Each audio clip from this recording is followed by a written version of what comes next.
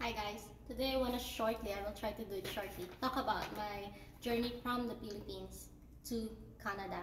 In case you don't know, I became a Canadian last year, and by the grace of God, 2 years before that, I already got my green card here in Canada. And I think this is a very divinely orchestrated event because my situation is really impossible. If you are someone that has been trying to immigrate to Canada or countries of the like for a while, you will understand that it's almost impossible to get a job offer. It's almost impossible to prepare the cost of the immigration demand.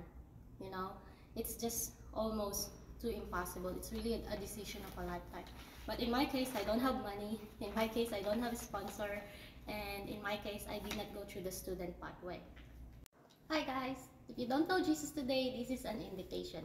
The Bible said that Jesus is the only way to heaven. Contrary to the popular belief, I was once part of the people or the group of people that thought that we are saved by our own works.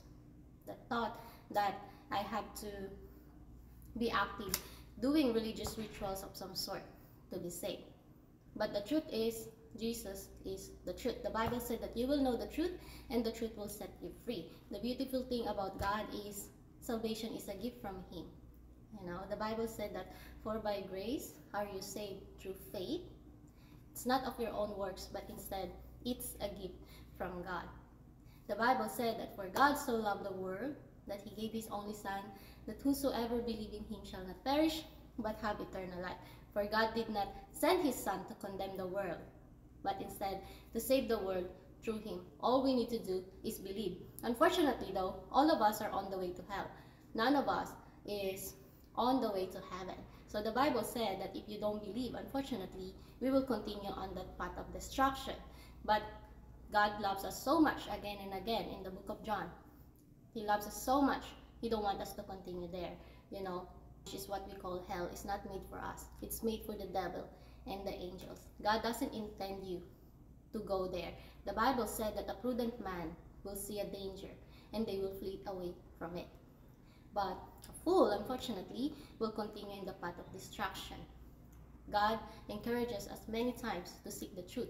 And the truth is, again and again, is Jesus. Isn't it beautiful that none of the things that we have done or could ever done will merit us heaven? Because if we do, you know, we will automatically be judged guilty before the throne of God. The Bible talk about us, the Bible talk about having a judgment day one day. We will all face God in the judgment day, and God will basically, unfortunately, have to send us to eternal separation with Him. And that's not what God wants.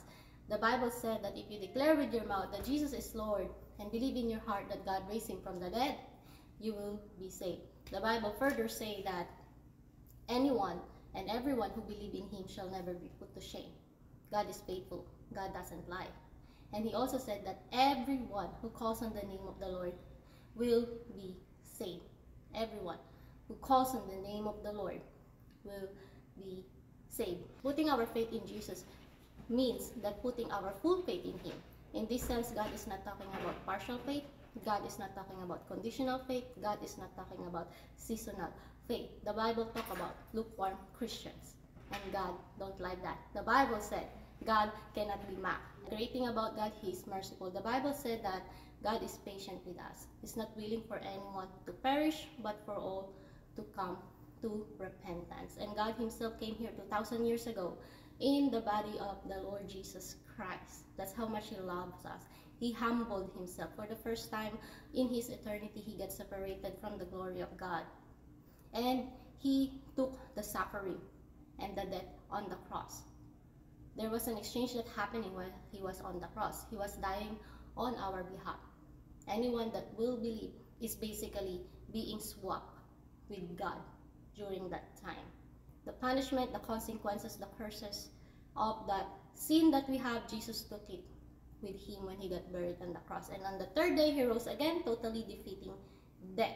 Following Jesus has a lot of, I would say, benefits, more like victory. As long as we are in this world, you know, there will be a battle of good and evil. So it's up to you which side would you wanna be with. In this world, Jesus said that, in this world you will have troubles and tribulation, but take heart, I have overcome the world. The battle belongs to the Lord. On Judgment Day, when God look at us, He will not see our sin. He will not see how dirty we are. He will see instead the death of Jesus on the cross, the righteousness of God. So if you don't know Jesus today and you want to make sure that you have secured your salvation, you have secured your chances for an abundant life here on earth and the life after, not in a prosperity way, if you want to ensure that you are setting yourself up and even your loved ones to the path of righteousness and victory, then this is an invitation for you to get to know the Lord today. Then I believe when I was in the Philippines as a Roman Catholic girl, I had a church that I really like to visit. I believe I offered my last prayer to God in regards to this trip. I told God, like, God, I tried everything. I consulted 2 agencies, I invested money, and I invested time. 6-year experience in a career that I really don't want, just so I can come to Canada. And God knows my heart when it comes to marriage. That time I was in love with someone else. So of course, just like every person, if you're in love with someone else, you'll be praying to be with them. So it's not gonna be a marriage for visa thing. And I don't have any relatives in Canada. And lo and behold, I moved on after that. The little savings that I have from working abroad, I started investing in getting a car. And my mom talked about me furthering my studies in the Philippines. And I said, okay, that's gonna be my life now. Maybe going abroad is really not for me. But lo and behold, 3 months after, I received an email. It said, hey, are you still interested to come to Canada? And I said, I had a lot of experience with scammers. So I said that, you know what? As long as this employer will not ask for money through Western Union, I will go ahead and just go through the process. And I've gone through the process and I'm shocked because they never once asked for money. Instead, they're very generous on the documents that prove their sponsorship. In giving it to me, they even guide me on which offices to go in the Philippines, the corresponding Canadian office for a certain type of document that I need to go. And I was introduced to this immigration program that I never heard before. For me, that's like a divinely orchestrated program. So I can enter Canada even if I don't have money and I don't have all the other things that I've mentioned. The program is specifically targeted for the Atlantic provinces. The program is called Atlantic Immigration Pilot Program, and I believe that's a temporary program. When I got invited to apply through that, I believe it's the first year that the program was launched. Now I'm gonna tell you, this is not the first time God opened a pathway for me, because I have the same story when I was in Singapore. When I first came to Singapore, there was just suddenly a program that I can qualify myself into, despite the normal notion that no, you can't, So take note that in this case, I've been trying to apply for Canada for at least 2 years, so I'm kind of aware of what programs could have been available. So for me to hear about this new program is like a wow moment. And there's not much information online yet that time. Even our immigration offices in the Philippines don't know about that at the time. That is the time when, if you're gonna leave the Philippines to fly to Canada and you're gonna say that you're flying because of this offer, this visa, or this program, the immigration officer will just look at you with a big question mark on their face, because no one knows about this program yet. But God is so good. It takes a humble heart too, because I know a lot of people who wanted to come to Canada that will reject an offer if the offer is on a funny places that they don't know. So have you heard of New Brunswick, Nova Scotia, Newfoundland? I believe they pronounce it as Newfoundland, and Prince Edward Island. I've encountered a lot of Filipinos in this journey that will reject an offer if the offer is going to any of these provinces. But for me, I know how hard it is to. But for me, I don't care. As long as I get to the Canadian soil, I don't care which part of Canada are they sending me. I will say yes, and I did. The beautiful thing about this is, if you have an offer of employment, you only need to have like around 3,000 to 4,000 Canadian dollar as proof of funds in your bank account, which I think was really God sent, because all of the programs before that requires you to have at least 10 to 12,000 Canadian dollars as a proof of fund.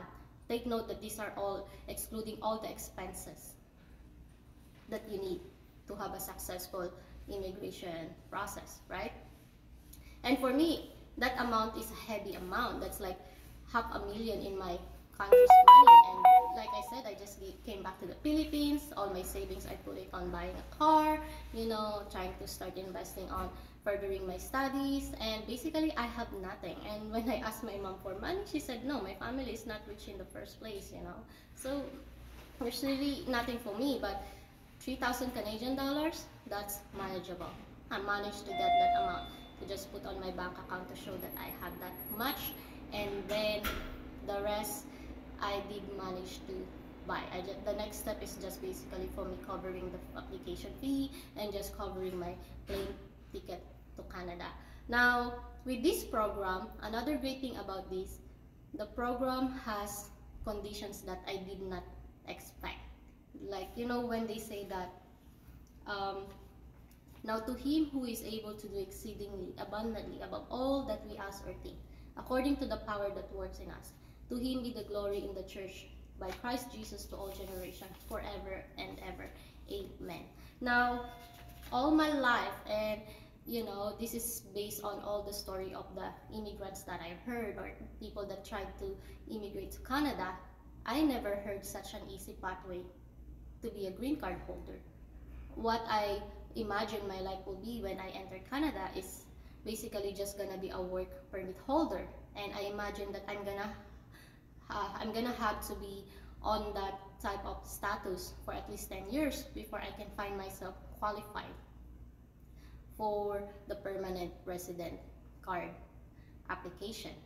But with that program, the program is mainly centered in applicants getting their permanent resident visa right away, which is just praise God.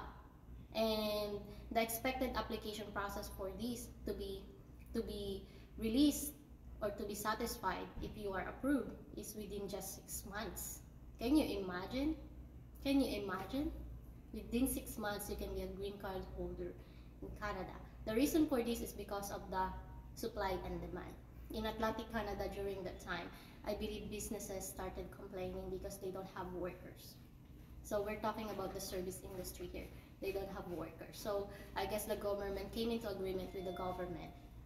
The government came into agreement with the employers to make it easier for employers to hire people from outside the country, and at the same time to make it easy, like make it expedited.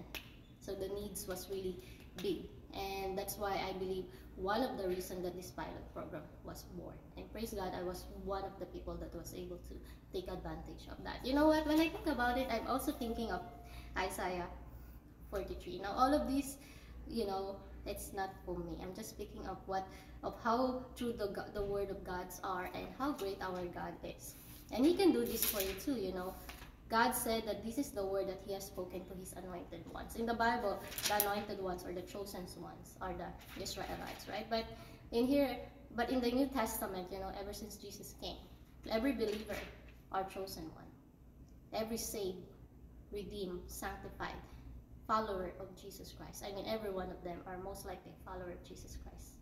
Are chosen one, are the anointed one. So this word stands true to every believer, I'm not promoting prosperity gospel here, but I'm saying that if the way that you will live your life, if the things that you will acquire in your life will lead for you to fulfill the Great Commission, that is God's will. He will give it to you.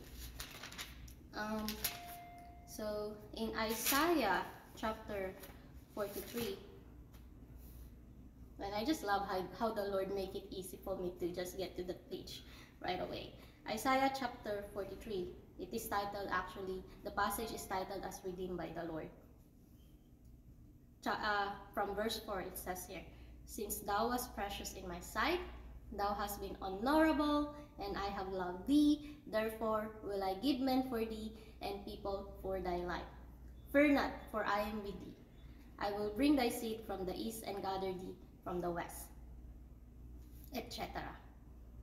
Like, like, you know, I don't know what gives you butterflies in your stomach, but me as a single lady who is a follower of Christ, it is the word of the Lord that gives me a lot of butterflies in my stomach. You know, who can compare? God, you just make my standard for men so high. But anyway, so I came to Canada in January 2018, and I was 27 years old that time, with no money, with nothing, but just the faithfulness of God. And I started working right then and there. And until now, 2024, I've been in Canada, and like I mentioned, I have a Canadian passport. I believe that God gave this to me so I can be part of the Great Commission. So I do see myself being a missionary soon, someday, you know, being in the secular workforce or the current work environment I am. It's not something that I see doing in the long run. You know, by the grace of God, all of this will happen. My life is totally surrendered to Him. So